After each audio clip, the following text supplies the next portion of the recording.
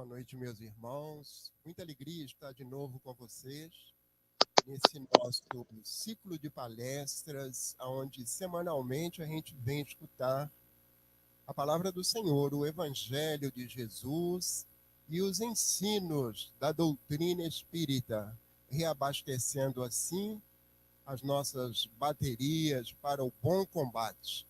Hoje nós vamos receber o nosso querido confrade César Sátiro dos Santos. Seja bem-vindo, meu amigo. É uma alegria Obrigado, muito Roberto. estar com você. Alegria nossa, eu que agradeço. Muito obrigado pelo convite. Que Jesus nos abençoe. Uma pequena página nos preparando para a prece. No livro Minutos de Sabedoria, lição 141. Não procure colecionar tesouros apenas nesta terra, porque os ladrões podem roubá-lo e seu tesouro pode envelhecer. Além disso, não se esqueça de que, quando partir da terra, aqui deixará tudo, até o seu próprio corpo. Então, por que ser avarento? Colecione os tesouros das boas obras, do bem que pratica, em benefício do próximo, porque essas riquezas o acompanharão no além-túmulo. Nós só temos aquilo que damos. Que possamos, então, elevar os nossos pensamentos ao alto para agradecer a Deus, a Jesus, aos bons espíritos, às nossas boas companhias espirituais, para agradecer mais um dia de vida e esta reunião na Casa Espírita, onde, através da tecnologia, poderemos ouvir o nosso irmão que está tão longe. Senhor, abençoa o nosso desejo de luz, que possa nos trazer uma consciência nova, com mais entendimento daquilo que somos e qual o nosso propósito reencarnatório. Nós te agradecemos. Abençoa o nosso palestrante da noite, que tão boamente se doa ao trabalho da divulgação doutrinária.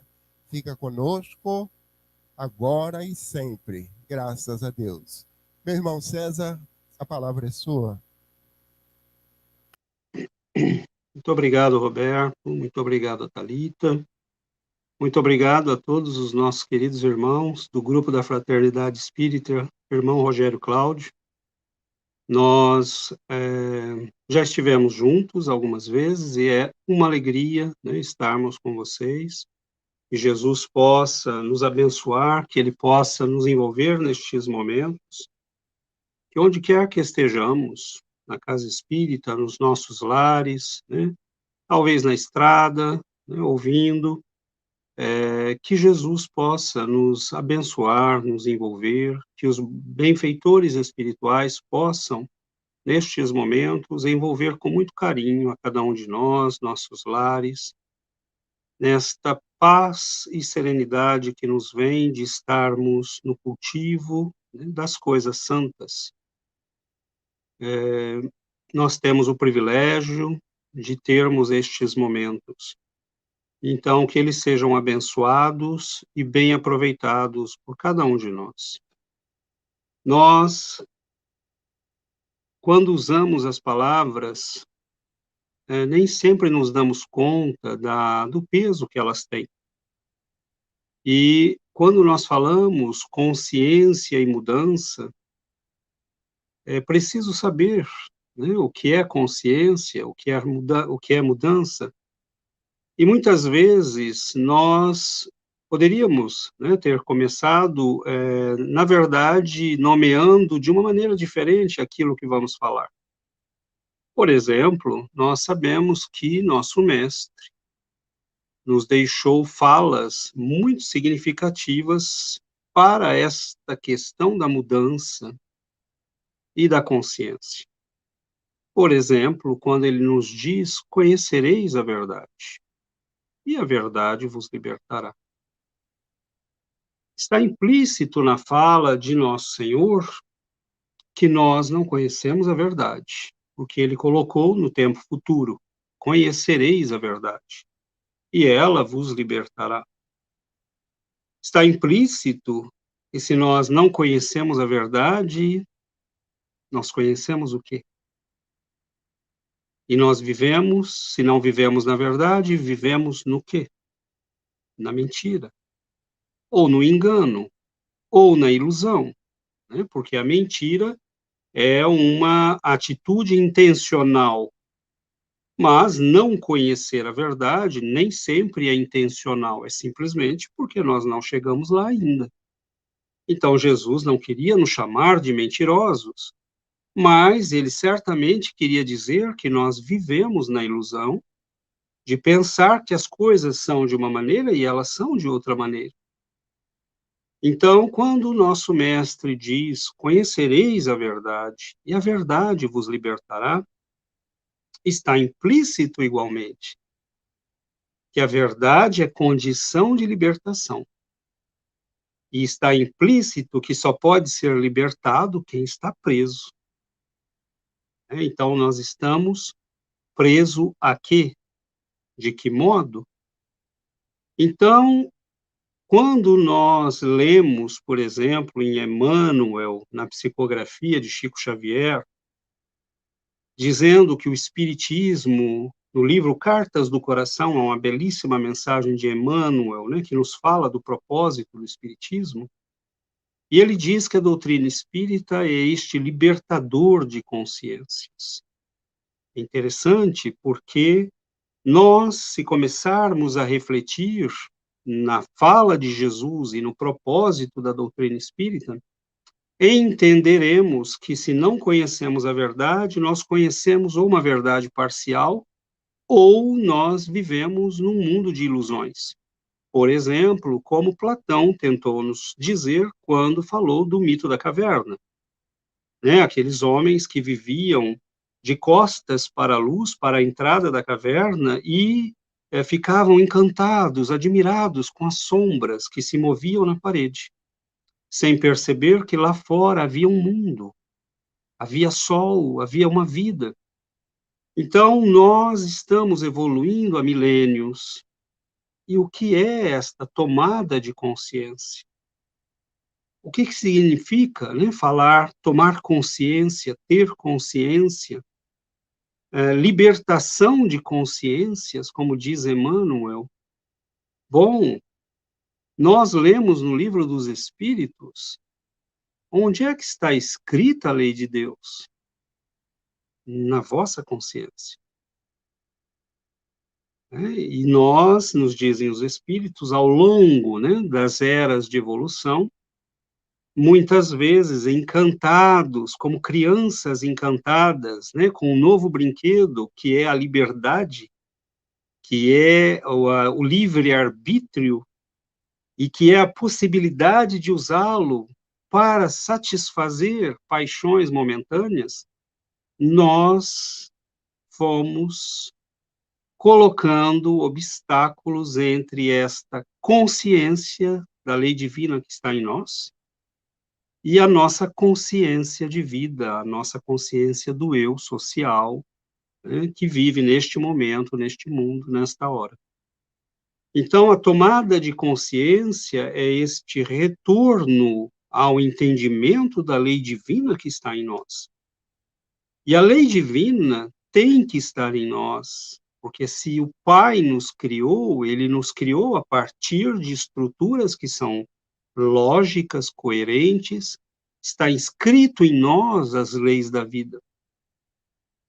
Por isto que muitas vezes nós podemos, por exemplo, tirar algumas conclusões disto. Quando nós nos sentimos mal, será que é sempre obsessor?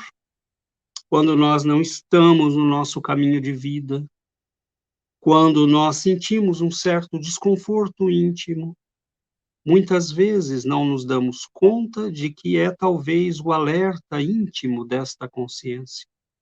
Quando fazemos algo que nós sabemos lá dentro de nós se aquilo é bom, se aquilo não é. E às vezes fazemos algo que todo mundo pode pensar, não, isso não é bom, e nós temos a certeza que é. Porque a nossa consciência fala o tempo todo. Se a lei divina está inscrita em nós, nós temos acesso a ela. Mas o acesso vem da meditação, vem da oração, vem de irmos tirando estes obstáculos, toda essa nuvem pesada que nós colocamos entre nós e nossa consciência.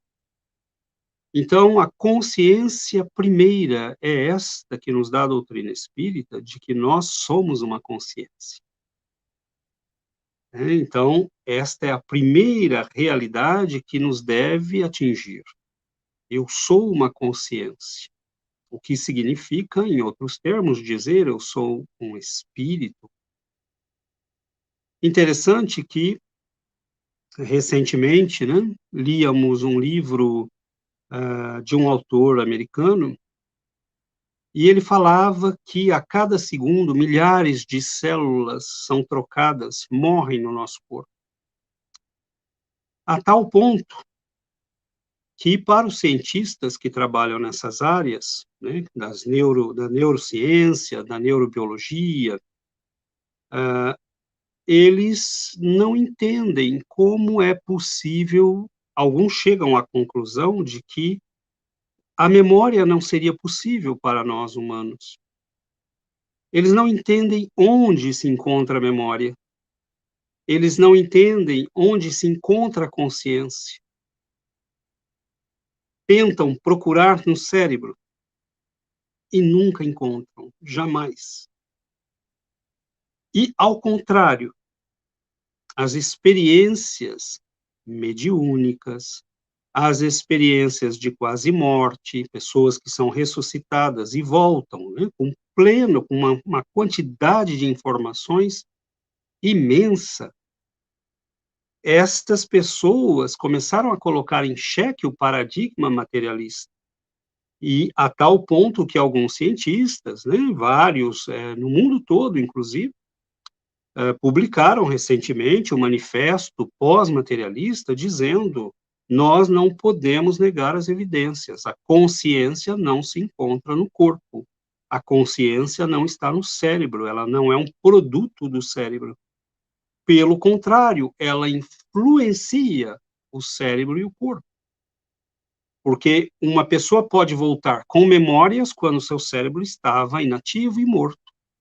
Como é possível que ela volte com memórias? Como é possível que ela tenha aprendido, visto, ouvido?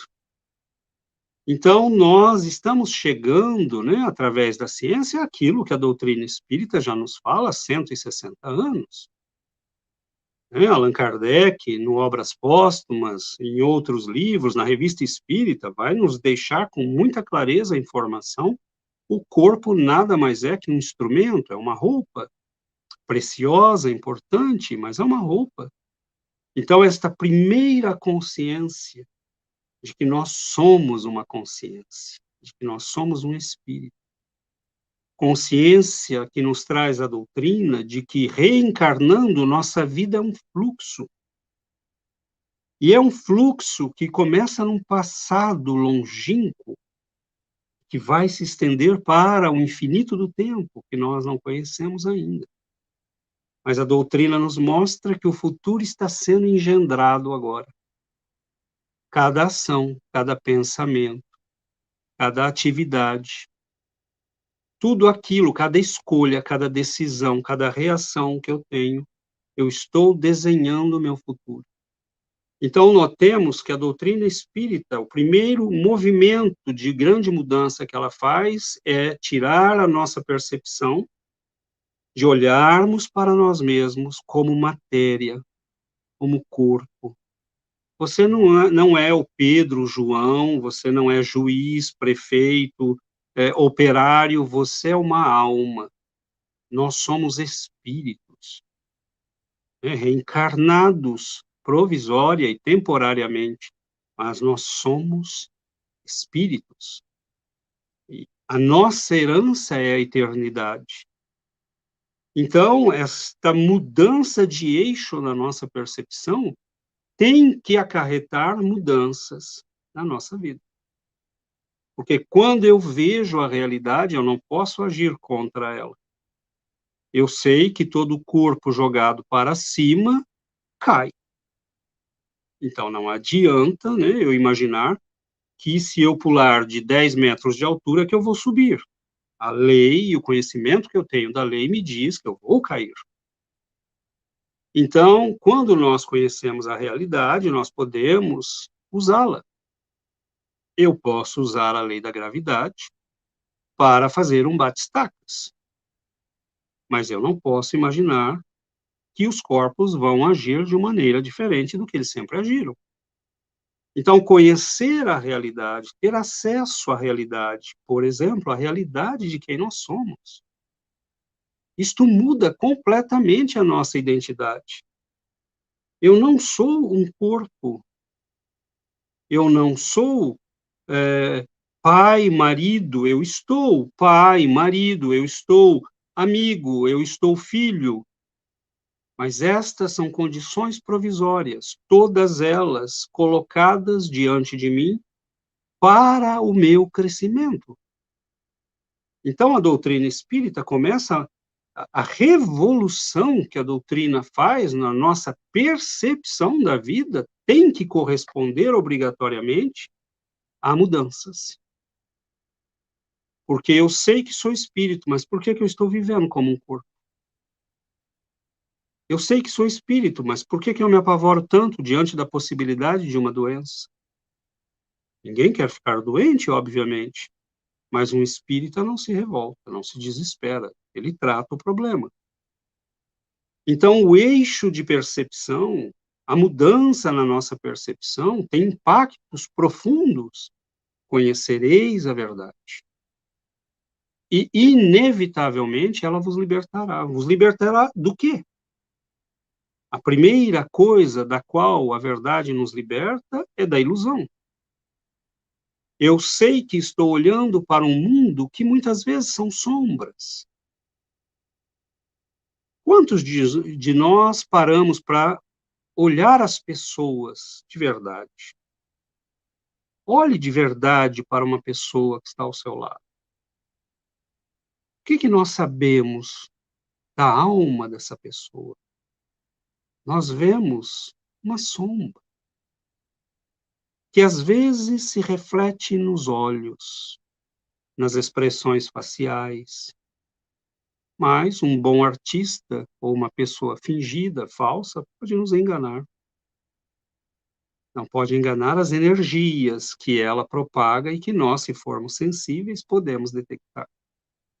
Mas pode enganar muita gente, porque nós vemos sombras. Nós julgamos pela casca. Né? Então, aí nós começamos a entender o que Jesus falava. Né? Não julgueis. Por que não julgar? Porque você não está vendo nada. Você não enxerga. Você não está vendo a pessoa. Você não sabe as suas intenções. Você não sabe seu passado. Você não sabe sua história. Então, ele está dizendo, deixe que Deus cuide disso. Ele está vendo tudo.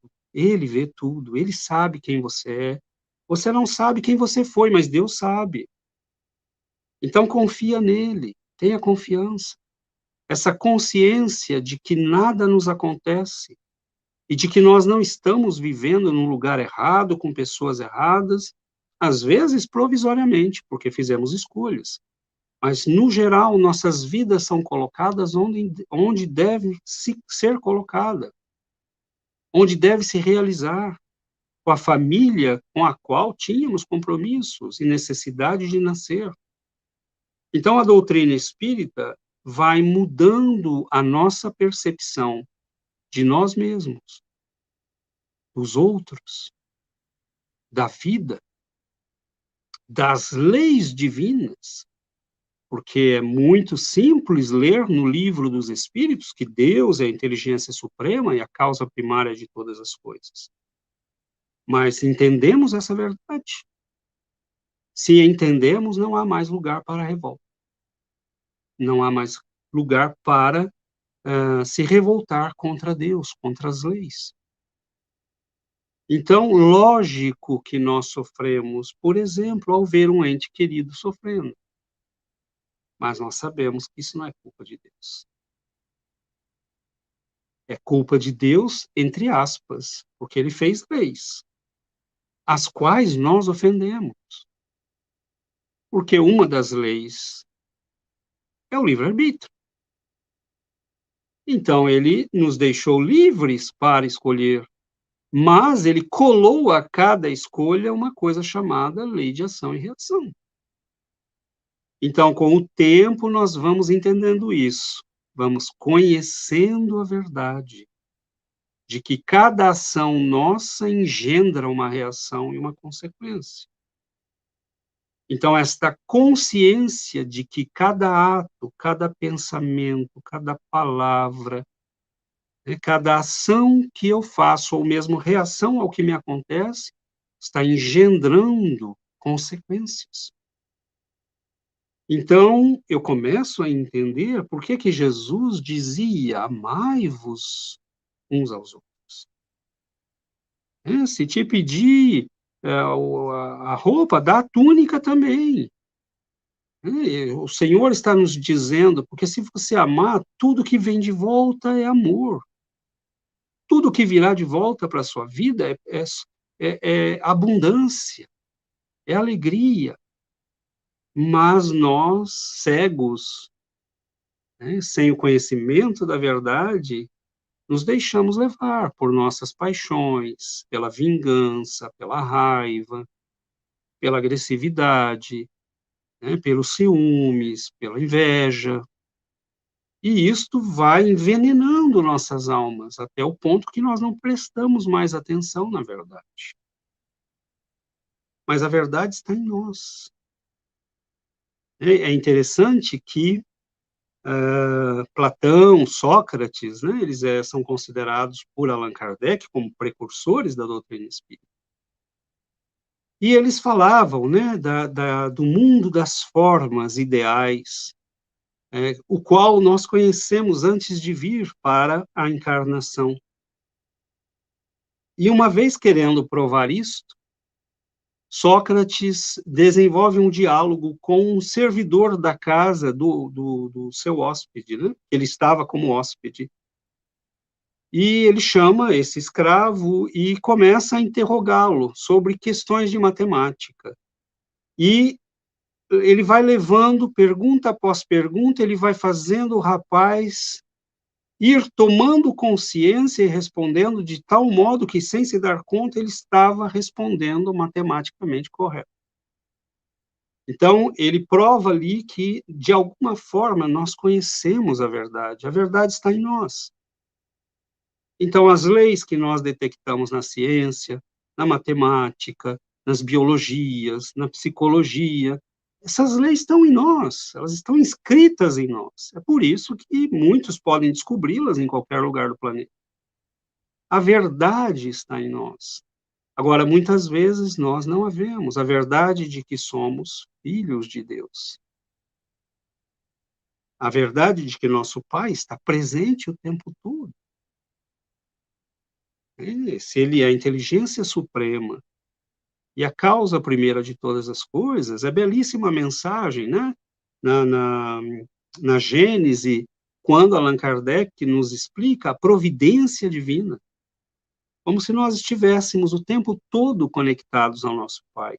Cada pensamento nosso é uma oscilação, e é uma oscilação que Deus recebe, sente.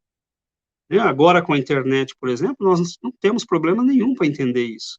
Mas Allan Kardec viu isso numa época que as ondas estavam começando a ser usadas. Pelo rádio, aqui e ali, estavam começando. Não havia sequer o rádio que nós conhecemos. Mas já havia algumas transmissões por telégrafo e etc. E ele viu isso, ele percebeu isso, que nós estamos todos conectados como numa grande rede. Então, as nossas vidas se influenciam mutuamente. É por isso que o que cada um de nós faz não está fazendo só a si mesmo. O que cada um de nós faz tem consequências para todos, em níveis maiores e menores, dentro dos nossos âmbitos de ação.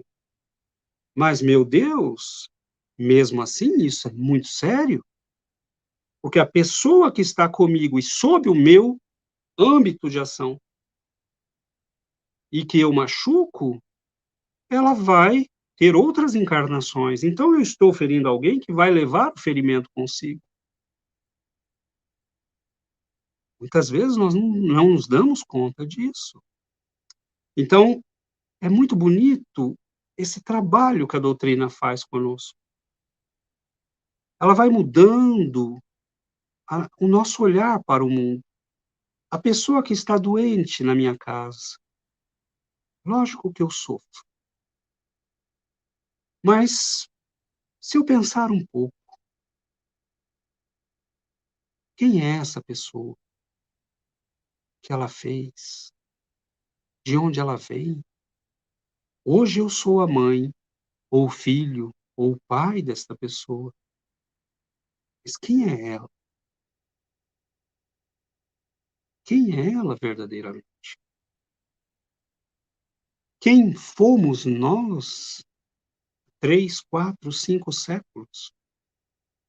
Muitas vezes lemos, né, as histórias da Inquisição, os maus tratos aos escravos no Brasil colonial, a perseguição aos índios, né, nas antigas colônias espanholas e portuguesas, e nós dizemos quanta maldade, mas éramos nós.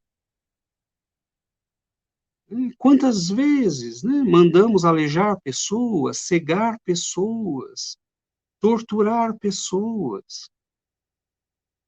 E às vezes Deus é tão misericordioso que nos deixa nascer sãos, com tudo certinho para que a gente possa tentar aproveitar mais esta vida que Ele nos dá. E muitas vezes a fatura do passado chega. Muitas vezes, inclusive, por pedido do próprio Espírito. Então, o que é que eu estou querendo dizer? A dor tem outro significado para o Espírito. Nós vemos pessoas, né, no mundo materialista das universidades, se você ouve um professor em Cambridge, em Oxford, em Harvard, na USP, né, você vai encontrar 90% de materialistas. E eles vão dizer que utilidade pode ter uma doença, para que serve um câncer. Toda vida, toda doença é uma agressão, é uma injustiça, é um mal, esse mundo não tem lógica, tudo está perdido, né? É o discurso daquele que se vê como um corpo. Agora, olha a visão espírita. A dor é redimensionada para nós. Nós entendemos a origem dela. Nós entendemos que a vida e todos os fios da vida estão na mão de um ser que é a inteligência suprema, que é capaz de calcular quem vai nascer com quem. Nós vemos grandes eventos, grandes tragédias, onde, né, como também na Gênese e no Obras Póstumas, né, as provações coletivas, e no Livro dos Espíritos igualmente, né, ele vai nos falar, né, como se juntam aquelas pessoas. A doutrina espírita nos explica tudo isso. Né, os padrões de energia que vão se atraindo, né, comunidades de espíritos que têm afinidade, porque têm a mesma vibração espiritual. Então, nós vamos sendo atraídos pelas energias que cultivamos, e é por isto que não existe nada inevitável. Uma pessoa pode ter vindo com a possibilidade de desenvolver um câncer, mas se ela ama, se ela serve, muitas vezes ela pode impedir isso. Então a doutrina vai nos mostrando que a vida também é escolha. Não tem nada determinado, a não ser aquilo que muitas vezes nós mesmos determinamos pela nossa vontade. Nós vemos no livro Missionários da Luz, pessoas programando suas reencarnações. Eu quero nascer, não mexe aí no meu corpo, eu quero ser um pouquinho mais gorda, eu quero ter tal problema, né? Eu quero ter um probleminha lá na glândula para não nascer muito bela, porque eu tive exatamente problema nessa área. Outro que vai pedir, não, mexe um pouquinho aí no meu cérebro para eu não nascer com a inteligência que eu já tive, né, porque fui um grande advogado, destruí a vida de milhares de pessoas, ou fui um cientista, né, que tratou as pessoas como ratinho, etc, etc. Cada um de nós tem as suas próprias histórias, né, de horror, muitas vezes. E Deus é sempre misericórdia, é sempre amor. Né? Então, a doutrina vai nos mostrando que a dor é só uma opção que nós temos, e que é, às vezes, o último recurso que o Pai tem para nos mostrar os efeitos da nossa liberdade. E é impressionante como, muitas vezes, cegos pelo orgulho, nós não aceitamos o simples fato de que estamos errados. Não aceitamos o fato de que, muitas vezes, o erro não é do outro que está ali na nossa frente, mas é nosso. Temos dificuldade, né, de aceitar que, tendo essa consciência que temos, nós não viemos a passeio nesse planeta. E muitas vezes nós nos debandamos. Esse negócio de servir, trabalhar, estudar, né, e eu tenho direito a ter uma vida, a ter prazer, né, a viver. É o que nós falávamos há 3, 4, 5, 10 séculos atrás. E só fomos nos complicando. Né, porque viver para nós é expressar paixões.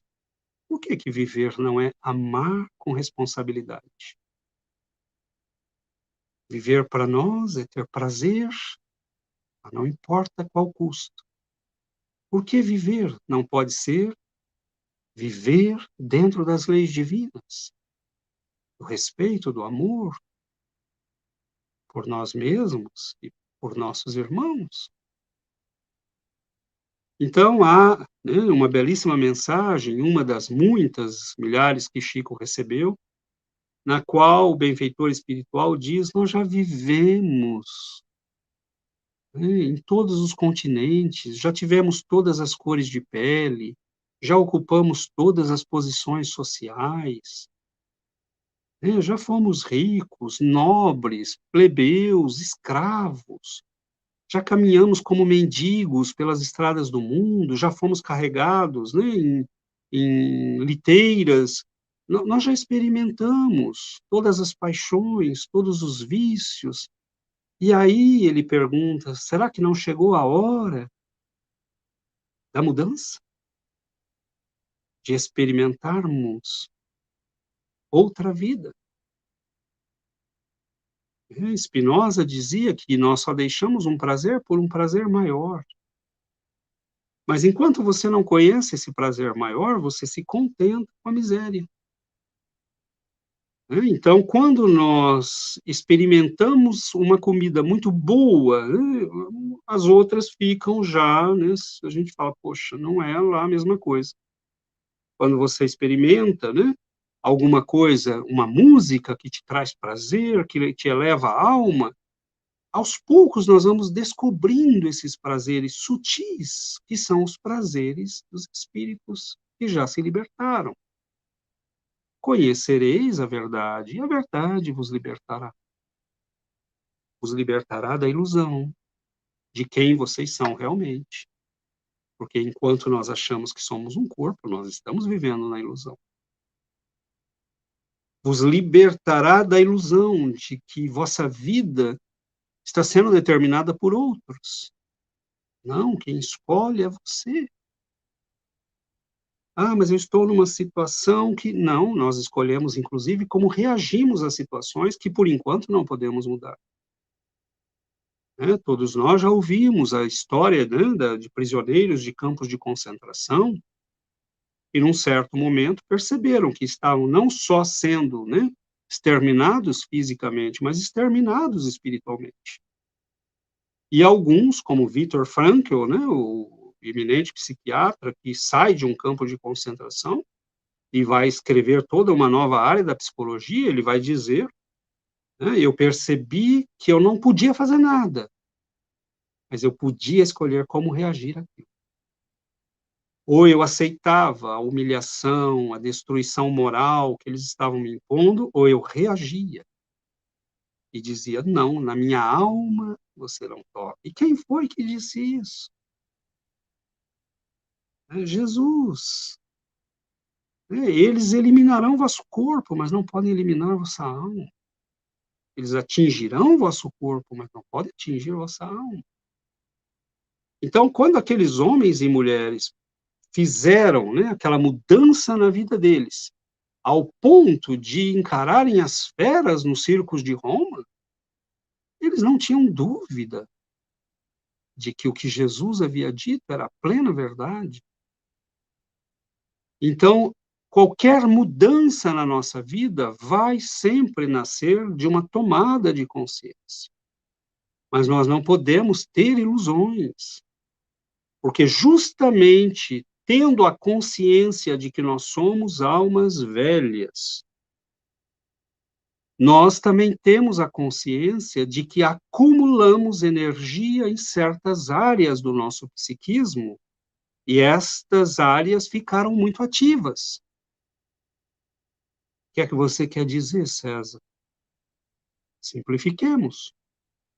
Quando você tem um carro que está a alta velocidade, você pode até parar de acelerar, porque ele vai continuar muito tempo naquela velocidade e vai parando muito devagar.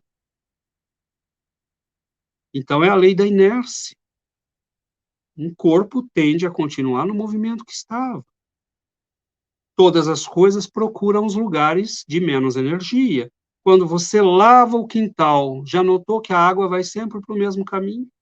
Num certo momento, você não briga mais, né? Você começa a usar aquilo a seu favor. Ó, eu sei que vai por esse caminho, já deixa eu jogar sujeira por ali e tirar por ali. Mas o nosso psiquismo funciona do mesmo jeito. Tudo que entra de pensamento já tem estradinhas dentro do nosso psiquismo. E é por isso que nós reagimos sempre do mesmo jeito. É por isso que nós sempre ficamos esquentados. O sujeito fala: eu não consigo mudar. Não consegue, porque você tem que fechar essa área do seu psiquismo, né, refazê-la, para que não a água, né, das energias psíquicas não corram mais por aqueles buracos que já foram feitos ali. É a mesma coisa. Então, nós somos seres previsíveis, mas que temos o poder de moldar nós mesmos aquilo que vamos ser. Então, nós funcionamos de um modo muito claro. A doutrina espírita vai nos mostrando essa influência da alma na nossa vida, essa influência do mundo espiritual na nossa vida. Nós não vamos ser imortais, nós já somos imortais. Não é amanhã. Então, qual é o dilema da nossa vida para mudar? O dilema é que tem que começar com uma tomada de consciência, em seguida com o uso da vontade, em terceiro, fazendo escolhas que correspondam à nossa consciência. Imaginemos um cavaleiro que caminha durante décadas com o mesmo cavalo. O cavaleiro é a alma, o cavalo é o corpo. Aí, o cavaleiro sente tudo o que o cavalo sente, e o cavalo sente tudo o que o cavaleiro sente. Tem uma proximidade muito grande os dois. Aí o cavaleiro diz: eu quero ter prazer. Ele solta o cavalo, mas se amarra na cerca. Então, cada vez que nós deixamos o corpo conduzir, nós amarramos a alma, porque nós estamos prendendo o ser que deveria ser a origem da ação e que deveria escolher segundo a sua natureza. Toda escolha minha, se eu tenho consciência que sou um espírito, deve refletir essa realidade. E se eu sou um espírito imortal, as minhas escolhas têm que ser feitas com os olhos da imortalidade e não com os olhos limitados de um corpo. Então, quando o corpo se apaga, o espírito está preso, porque ele nunca tomou controle do processo. E aí nós vemos milhares de nós chegando ao plano espiritual, olhamos para aquela vida imensa e corremos de volta para casa, para grudar nos familiares, para voltar para as mesmas zonas de conforto, ao ponto que os espíritos vão nos dizer, algumas pessoas vivem décadas presas ao dinheiro, às paixões, às vinganças, porque nós sempre agimos com a visão de um corpo e não com a visão de uma alma. Então a doutrina muda completamente o foco da nossa existência. Conhecereis a verdade, e a verdade vos libertará. O mestre, preciso, como sempre. E o que é a doutrina espírita, senão a verdade que volta? A verdade que nos descortina este universo que nos escapa dos olhos físicos, mas não escapa da nossa alma. Nós conhecemos, né? Quantos de nós não ouvimos dizer, quando eu li Nosso Lar, ou quando eu li o Livro dos Espíritos, o Evangelho segundo o Espiritismo, eu sabia que aquilo tudo era verdade. Quantos de nós já sentimos isso? Porque está na nossa alma. A verdade está em nós. Nós nos recusamos a vê-la. É por isso que Deus pode nos conduzir sempre. Por isso que Ele pode se manifestar e agir através de nós sempre, desde que nós deixemos a nossa consciência falar. E quando eu falava, né, que nós temos essa dificuldade de reconhecer que erramos, que estamos no caminho errado, que não fizemos a coisa certa, alguns de nós, muitas vezes, né, eu dei o exemplo de muitos de nós que fugimos do trabalho na doutrina, tendo essa consciência toda, é porque nós deixamos, né, nós criamos estratégias para dizer, não, eu estou certo. O universo, Deus, né, Jesus, os espíritos superiores, não, eu estou certo. E essa loucura pode levar a pessoa a abismos terríveis.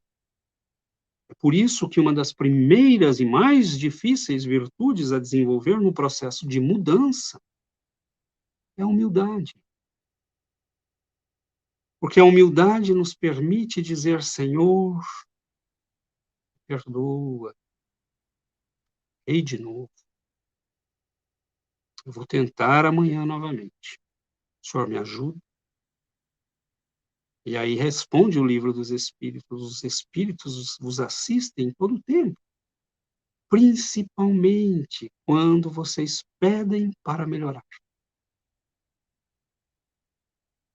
Então, temos amigos, né? Conversávamos com uma pessoa recentemente que disse, nossa, eu estava num dia que tudo estava me deixando com raiva, tudo estava me irritando, e eu sabia que ia perder o controle, e aí eu comecei a orar, eu falei, meu Deus, meu Senhor, me ajude, meus espíritos benfeitores, venham me ajudar. Ela falou, eu senti como que um banho de água gelada que foi caindo em mim, aquilo foi me trazendo uma paz. Nunca nos faltará assistência para a mudança. Se nós fizermos, como diz o Livro dos Espíritos, um pouquinho de esforço. Ah, quão poucos dentre vós utilizais realmente a vontade, nos dizem os Espíritos. Querem mudar, vocês dizem, mas vocês se comprazem nos velhos vícios. Então, o processo, na verdade, meus irmãos, o processo de mudança é maravilhoso, porque nós vamos descobrindo que ser feliz é uma capacidade nossa. Que ter tristeza, angústias, depressões é algo que nós podemos rejeitar. Basta dizer, eu sou filho de Deus, eu quero cumprir as leis, eu quero aprender. Se eu estiver errado, Senhor, benfeitores, me mostrem e me deem a força para mudar, para aprender, para mudar meu caminho, eu quero escrever outra história. Chega das velhas histórias, chega das velhas misérias. Nós temos uma eternidade para construir. Ela tem que ser diferente do que nós vivemos até agora. Como disse o Espírito benfeitor, será que não chegou a hora de experimentar algo novo? Até ontem experimentávamos a vingança, a raiva, o ódio. Talvez tenha chego a hora de experimentar o amor, o perdão, a generosidade, a empatia, a paciência. É fácil? Não, mas não é tão difícil. Nós podemos aplicar no carro em alta velocidade os freios da vontade. E depois, nós podemos mudar a direção. E se estamos caminhando para o erro, nós podemos fazer meia volta. Agora, muitas vezes, nós queremos fazer, né, a virada do carro a 150 quilômetros por hora. E alterar o percurso, né, a direção em 180 graus. E é lógico que isso vai nos machucar. Então, é entender que a vida é construção, é ter consciência que cada passo, cada exercício, tudo o que nós estamos fazendo agora, os pequenos esforços que nós estamos fazendo agora, estão nos dando forças. E essas forças vão aumentando.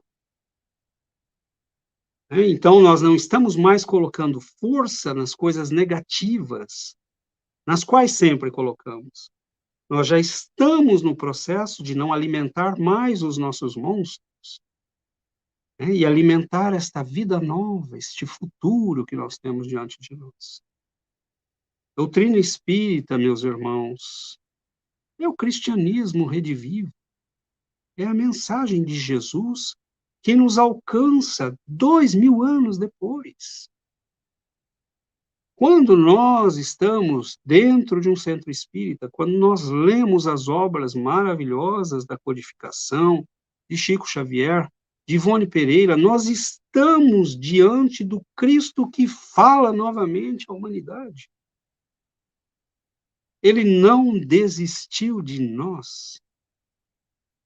Eu estarei convosco até o fim dos tempos. Eu não vos deixarei órfãos. E não nos deixou. Agora, quando eu, como filho teimoso, corro para longe de casa, mas não foi o pai que me deixou órfão. Foi eu que me coloquei na orfandade do amor de Deus. Então, voltemos para casa, meus irmãos. É tempo. O convite dos espíritos superiores para as nossas almas rebeldes, arredias, é o convite dos irmãos mais velhos que vêm até nós dizer: Pai te espera. Por que que você fica batendo cabeça pelas estradas, sofrendo? Volte para casa. Pai te ama. Ele nunca te abandonou. Você foi embora. Então volte. Volte para o carinho do Pai. Esqueça. Esqueça o passado. Esqueça as loucuras. E volte de coração aberto. Volte como filho pródigo e diz: Pai, eu pequei contra ti. Eu não sou digno de ser chamado teu filho. E se você for de coração aberto, o Pai te receberá e fará festa, porque você está de volta. Então, meus irmãos, quanto tempo nós demoraremos para tomar consciência de que o jugo leve que o Cristo nos propunha é, na verdade, o caminho do amor, do retorno ao seio da nossa morada. Então, queridos amigos, que nós aproveitemos esta consciência maravilhosa que a doutrina instala em nós. Ela não é um privilégio, ela é uma concessão divina. Amanhã nós podemos nascer num país e não ouvirmos falar de espiritismo durante toda a nossa vida. Então, ser espírita é uma concessão, é uma bênção que Deus nos concede, que os espíritos superiores nos dão, mais uma vez para ver se nós escolhemos de um modo diferente, se agimos de um modo diferente, se somos capazes de viver como espíritos e assumir o comando das nossas vidas segundo as leis de Deus. Então, aproveitemos, meus irmãos, aproveitemos. Este é um momento único na nossa existência. Este é um momento precioso nas muitas vidas que já vivemos, que viveremos. Aproveitar este momento pode determinar o que será de nós no futuro, que possibilidades teremos. Então, nós estamos nestes momentos da nossa existência eterna, diante de escolhas muito sérias, que vão se refletir por toda a nossa eternidade. Nós não poderemos dizer ao Pai, eu não conhecia a verdade. Conhecia. Cada mensagem, cada livro espírita, cada palestra, é o Pai mandando alguém nos buscar. É o Pai mandando socorro, falando, volta, eu estou te mandando a mensagem, eu estou te ensinando o caminho. Volta, volta, volta para casa. Então, que nós possamos voltar, meus irmãos. Que o nosso caminho nessa vida seja o retorno para a casa de nosso Pai, que nos espera com imenso amor. Cada dia, cada minuto, cada sofrimento, cada trabalho, cada oportunidade, cada pessoa que encontramos, cada pensamento que temos, tudo isso está na conta da eternidade. Que o Senhor nos abençoe, nos ampare e nos proteja sempre. Fiquemos todos com Deus. César, muito agradecido pelo farto material, não é? Que nós recebemos através da sua verve. É um assunto que toca a nós profundamente, pois somos consciência. Estamos despertando para a nossa realidade espiritual. E gostaríamos de continuar ouvindo você aprofundar esse assunto, mas infelizmente somos tangidos também pelo horário. Espero que numa próxima oportunidade você possa continuar a desenvolvê-lo para a nossa tomada de consciência. Muito obrigado, meu irmão. Deus continue te abençoando no seu trabalho. Vamos fazer o sorteio do livro da noite. 25. Um minutinho.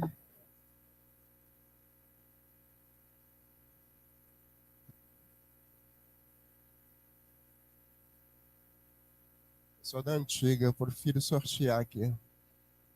Número 10. Marli, entrega-te a Deus, da Joana. Agradecemos a presença de todos, que tenha sido muito proveitoso para todos, um bom regresso ao lar. E nós pedimos ao César que finalize o trabalho da noite, fazendo a prece de encerramento e agradecimento. Muito obrigado, meu irmão. Obrigado, Roberto. Que Deus te abençoe. Então, queridos amigos, aproveitemos estes momentos para fecharmos os nossos olhos, tranquilizarmos o nosso coração e nos dirigirmos a esse Pai, a esse Mestre amoroso, a estes amigos queridos que nos envolvem com ternura, com carinho, irmãos mais velhos que já fizeram caminho, que voltam com tanta doçura, que sofrem quando nos veem sofrer, que sofrem quando nos veem escolhendo caminhos que nos levam à dor. nós que começamos a ouvi-los, nós pedimos, Senhor, que nossa consciência possa se ampliar, que a voz daqueles que te representam e a voz do teu amor possam nos alcançar, que o nosso coração seja mais dócil, que nós sejamos, Senhor, mais humildes diante do pastor que nos chama, que não mais, Senhor, nos escape a tua voz pelas colinas, chamando a ovelha que teima muitas vezes em seguir por caminhos perigosos. Permita-nos, Senhor, seguir contigo, como ovelhas frágeis que precisam do pastor. Recolhe-nos, Senhor, no teu abraço, no teu amor.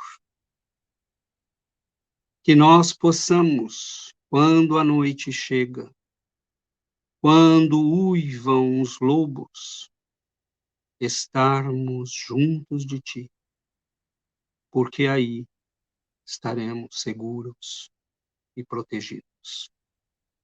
Fique conosco, Mestre, até que saibamos estar contigo.